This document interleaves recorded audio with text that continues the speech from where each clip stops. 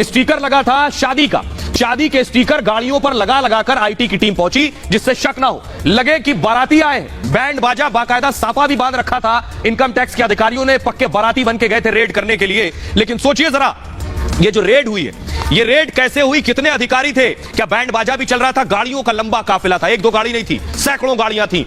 देखिए जरा, ये मैं आपको दिखा रहा हूं, ये देखिए, ये गाड़ियों का काफिला जा रहा है। आईटी की रेड ऐसे ही गाड़ियों के जरिए हुई है। बैंड बाजा, बाकायदा उसके बाद रेड। इसी तरह गाड़ियों में पोस्टर्स लगे थे शादी के, और इसके अंदर बैठी थी इनकम टैक्स की टीम। तो पहली बार फिल्मी स्टाइल में ये आईटी का छापा हुआ है, आपको बताऊं। और पूरी टीम ने बाराती बनकर शहर में एंट्री की, जालना में घुसे बाराती बनकर।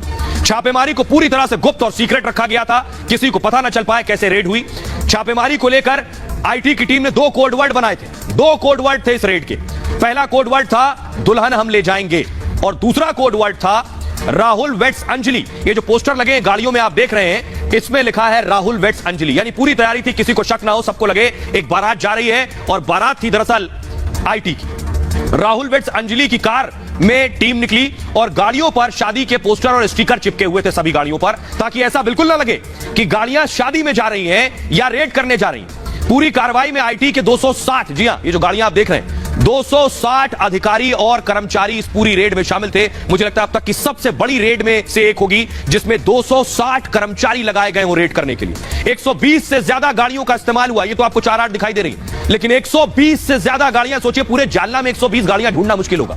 नासिक से आईटी की टीम पहुंची थी। सरकारी गाड़ियों के साथ प्राइवेट गाड़ियों को भी इसमें शामिल किया गया था। सोचिए कैसे इनपुट रहे होंगे, कितना कैश, कितने नोट की जानकारी रही होगी आईटी के पास। 10 से 12 ग्रुप में इस काफिले को बांटा गया था बाकायदा। मुंबई के अधिकारियों को पहले बाकायदा नासिक बुलाया गया, और लेकिन रेड को लेकर उन्हें कोई सूचना नहीं दी गई। सोचिए कितनी गुप्त रेड थी।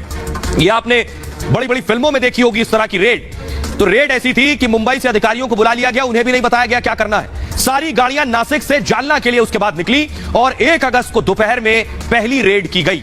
छापे की कार्रवाई 1 अगस्त से लेकर 8 अगस्त तक चलती रही। सोचिए जरा, 7-8 दिन ये कार्रवाई चली। शुरू में क्या हुआ, जो पुलिस थी, पुलिस को भी जानकारी नहीं दी गई। लोकल पुलिस को भी नहीं बताया गया रेड हो रही है, वरना पुलिस में कोई बड़ा उद्योगपति है, उनकी पुलिस से अगर करीबी है, तो वो खुद ही इंफॉर्मेशन दे देते हैं उन्हें कि आप क्या रेड होने वाली है। ऐसा भी होता है। 3 दिन के छापे के बाद इनकम टैक्स ने जानकारी पुलिस को दी कि यहां रेड पड़ी हुई है। 3 दिन जब बीत गए, ऐसे हुई रेड। अब उससे ज्यादा दिलचस्प क्या है मैं आपको बताऊं, उससे ज्यादा दिलचस्प ये है, रेड तो हो गई, उसके बाद अगला काम क्या था, नोटों की गिनाई। ये आप देख रहे हैं, ये जो बंडल आप देख रहे हैं, इन्हें गिनना भी बहुत मुश्किल काम था। इन्हें गिनते गिनते अधिकारियों की क्या हालत हुई ये मैं आपको बताऊंगा। फुल स्क्रीन लीजिए जरा इस तस्वीर को। ये देख रहे हैं, नोट गिनते हुए आप तस्वीर देख रहे हैं। नोटों की गिनाई चल रही है, नोटों की आप गिनाई देख रहे हैं, लेकिन ये बहुत मुश्किल काम था। 10 मंजिला नोट की दीवार थी, सोचिए जरा, 10 मंजिला। आयकर विभाग की छापेमारी हुई, 8 दिन तक चलती रही। 14 दिन तो सिर्फ नोट गिनने में लग गए। ये देखिए जरा, मशीनें देख रहे हैं आप, 1 2 3 4 5 मशीनें तो आपको दिख रही हैं। ऐसी 1 दर्जन से ज्यादा मशीनें लगाई गई थी नोटों को गिनने के लिए। कपड़े की थैलियों में नोट रखे गए थे। इतना ही नहीं, जालना के स्टेट बैंक सारा कैश उठाकर लाया गया, स्टेट बैंक ऑफ इंडिया में। 12 नोट गिनने की मशीन लगाई, ये 5 दिखाई दे रही, 12 मशीनें नोट गिनने की लगाई गई, तब इतना नोट गिना जा सका। कई ब्रांच से बाकायदा कैश गिनने की मशीन मंगानी पड़ी। सोचिए जरा, जालना छोटा सा जिला है, नोट गिनने की मशीन दूसरे जिलों से मंगाई गई। सुबह 11 बजे कैश गिनने का काम शुरू हुआ, और नोटों की गिनती रात के 1 बजे तक चलती रही। 11 बजे से रात 1 बजे तक नोट गिने जाते रहे, तब जब 12 मशीनें थी, 260 अधिकारी थे, कई कर्मचारियों को नोट गिनने में लगाया गया, और 13 घंटे से ज्यादा तक नोटों की गिनती चलती रही। इतना ही नहीं, कैश गिनते गिनते कुछ कर्मचारियों की तबीयत खराब हो गई। सोचिए, नोटों के अंबार के बीच में जब वो कैश गिन रहे थे तो उनकी तबीयत खराब हो गई। लेकिन आइए अब आपको बताता हूं, ये काली कमाई जुटाई किसने, कौन है ये जो काली कमाई के धन कुबेर थे। जालना में छोटे से शहर में इतना नोटों का अंबार खड़ा रखा था, उनके बारे में भी जान लीजिए जरा। कहां से कैसे जुटाया ये पैसा उन्होंने।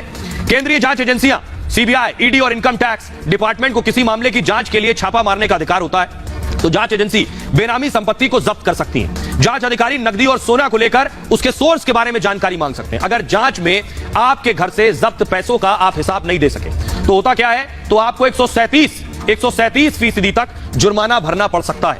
जांच एजेंसियां जो छापे मारती हैं वो अलग अलग सूचनाओं पर आधारित होती हैं, इसलिए जरूरी नहीं एक आरोपी के यहां ही छापा मारा जाए, और बल्कि छापेमारी कई चरणों में हो सकती है। आपको बताते हैं कि महाराष्ट्र के जालना में ये जो छापेमारी हुई, किस किस कंपनी पर ये छापे मारे गए। दरअसल महाराष्ट्र का जालना जो है, ये स्टील कारोबार के लिए बहुत प्रसिद्ध है। आयकर विभाग की टीम ने स्टील और कपड़े कारोबारी के ठिकाने पर छापा मारा और इतना ही नहीं, रियल एस्टेट कारोबारी पर भी रेड की गई।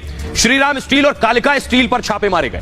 फाइनेंसर विमल राज बोरा के ठिकाने पर रेड हुई। आयकर विभाग ने यहां भी छापा मारा। वहीं एक कोऑपरेटिव बैंक पर भी रेड की कार्रवाई हुई। इसके साथ ही डीलर प्रदीप बोरा के ठिकाने पर भी आयकर विभाग ने शिकंजा कस दिया। वहीं कंपनी के निदेशक के घर पे भी छापेमारी कर काला धन जब्त कर लिया गया। इसके साथ ही अधिकारियों के घर और कारखाने पर भी रेड मारी गई। दरअसल जितनी अवैध संपत्ति पाई जाती है उसका 3 गुना तक जुर्माना लग सकता है। इनकम टैक्स एक्ट 1961 के तहत आय से ज्यादा अगर संपत्ति जब्त हुई तो दोषियों को 4 साल से लेकर 10 साल तक की सजा का प्रावधान है। आइए अब मैं आपको बताऊं कि आखिर ये काली कमाई के कुबेर कौन थे, तो बता दिया, लेकिन इन पैसों का आखिर होगा क्या? ये पैसे कहां जाएंगे? 58 करोड़ तो केवल कैश है। देखिए जरा, ये आप देख रहे हैं ये झोले, इसमें कैश मिला है। ये कपड़े के झोले जो आप देख रहे हैं, गिनिए जरा लाइन से, 4 5 8 तो मुझे ही दिखाई दे रहे हैं यहां लंबा। ये देख रहे हैं 1 2 3 4 5 6 7 8 है नोट, उसके बावजूद आपको नजर आ रहा है। तो अब इस पैसे का होगा क्या? ये सारा कैश कहां जाएगा? ये कैश क्या इनकम टैक्स अपने पास रख लेगा या फिर इनकम टैक्स कोर्ट में जमा कर देगा, या इस कैश का कुछ और होता है? देखिए जरा, तो ये आप देख रहे हैं 58 करोड़ का आखिर होगा क्या, ये मैं आपको बताने जा रहा हूं। 58 करोड़ आईटी ने पकड़े। कैश में कितने नोट मिले, आईटी टीम बाकायदा एक पेपर पे लिखेगी कि इतना कैश मिला है। नोटों पर निशान है तो उसे सबूत के तौर पर रख लिया जाएगा। इसके अलावा ये नोट सबूत के तौर पर कोर्ट में पेश कर दिए जाएंगे कि ये वो नोट है और इसके बाद ये सबूत है। बाकी जो कैश है वो रिजर्व बैंक या एसबीआई में जमा करा देगी। इस 58 करोड़ कैश को, यह पैसा केंद्र सरकार के खाते में जमा हो जाता है। कई मामलों में पैसा एजेंसियां अपने पास भी रख सकती हैं। कब तक? सुनवाई पूरी होने तक पैसा एजेंसी के पास रहता है और उसके बाद गहने जब्त होते हैं और उनका भी पंचनामा भरा जाता है। कितना सोना कितना चांदी बरामद हुआ, इसकी भी बाकायदा जानकारी लिखी जाती है। ऐसा नहीं होता किसी को लगे कि अगर इतना कैश बरामद हुआ है तो एजेंसी कुछ अपने पास रख सकती है। एक एक नोट की डिटेल लिखी जाती है। 500 के कितने नोट थे, 2000 के कितने नोट थे, पूरी डिटेल लिखने के बाद जिसके घर से पैसा मिला उससे दस्तखत लिए जाते हैं, क्योंकि कल वो क्लेम करेगा कोर्ट में कि ये मेरा पैसा वैध है और इतना अवैध है। वो आगे बताऊंगा आपको। जब्त किए गए सोने चांदी की कीमत भी उसमें लिखी जाती है बाकायदा। गहने और सोना चांदी सरकारी मालखाने में जमा कर दिया जाता है और यह होता है जो पैसा इकट्ठा हुआ है। लेकिन आपको याद होगा ये कोई पहली रेड नहीं है। तस्वीरें मैं आपको दिखाऊं, इस तरह की जो रेड है ये पहले भी पड़ती रही। इत्र कारोबारी के घर से कितना पैसा निकला था, उसके बाद इत्र कारोबारी की आपको बता दें कि जमानत हो गई है, फिलहाल जेल से बाहर आ गए। लेकिन पैसा क्या वापस भी मिलता है इन लोगों को? क्या ये जो पैसा पकड़ा गया है ये वापस हो जाता है? आपको बताता हूं, उत्तर प्रदेश में विधानसभा चुनाव से पहले आपको याद होगा कानपुर के इत्र कारोबारी पीयूष जैन के ठिकानों पर छापा मारा गया था।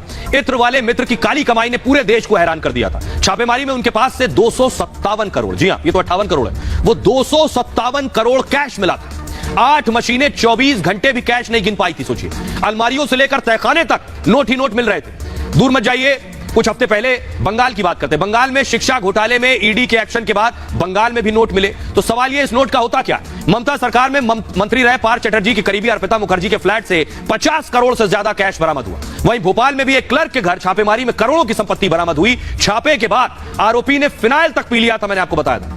अब आपको बताते हैं ये पैसा क्या वापस इन्हें मिलता है जिनका है, या पूरा पैसा जब्त हो जाता है? आखिर कैसे इन छापों में जब्त पैसे को वापस पाया जा सकता है ये आपको बता रहा हूं। जो जब्त प्रॉपर्टी है, जब्त प्रॉपर्टी को कोर्ट में अवैध साबित करना होता है। ईडी और इनकम टैक्स को साबित करना होगा जो पैसा हमने जब्त किया है ये अवैध है, इलीगल है। अगर अवैध ना साबित हुआ, अवैध ना साबित होने पर प्रॉपर्टी खुद रिलीज हो जाती है।